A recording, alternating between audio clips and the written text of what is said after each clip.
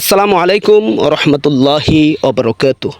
সম্মানিত দর্শক, আলোর পথে টিভি চ্যানেলের পক্ষ থেকে আপনাদেরকে জানাই শুভেচ্ছা ও আন্তরিক অভিনন্দন। আমি আপনাদের সাথে আছি মোহাম্মদ উসমান গনি সেলিম। আজকে আমরা জানতে পারবো সকল জটিল রোগের দোয়া। আমরা অনেকে এমন রয়েছি, অনেক সময় অনেক রোগে আক্রান্ত হয়ে থাকি। আমরা অনেকেই রয়েছি জটিল রোগের কারণে আমরা ঠিকমতো ইবাদত করতে পারি না, সাংসারিক কাজ করতে পারি না, আস্তে আস্তে অচলের দিকে আমরা ফিরে যাচ্ছি।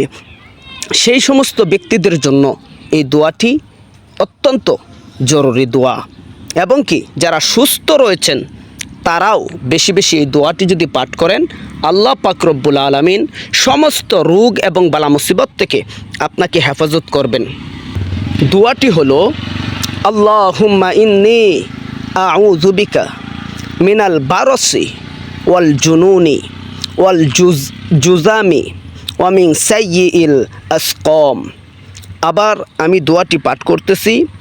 যারা দোয়াটি মুখস্থ করতে চান আমার সাথে সাথে আপনারা মশক করতে পারেন। আল্লাহুম্মা ইন্নী আউযু বিকা, আল্লাহুম্মা ইন্নী আউযু বিকা মিনাল বারসি ওয়াল জুনুনি ওয়াল জুজামি ওয়া মিন সাইয়্যিল আসকাম। এই দোয়ার অর্থ বড়ই চমৎকার। হে আল্লাহ, আমি আপনার কাছে আশ্রয় চাই শ্বেত উন্মাদনা, কুষ্ঠ এবং সমস্ত দুরারোগ্য ব্যাধি হতে। অর্থাৎ এই দোয়ার মাধ্যমে আল্লাহ তাআলার কাছে সমস্ত রোগের জন্য দোয়া করা হয়। সমস্ত রোগ থেকে আরোগ্য লাভ করার জন্য আল্লাহ তাআলার কাছে চাওয়া হয়।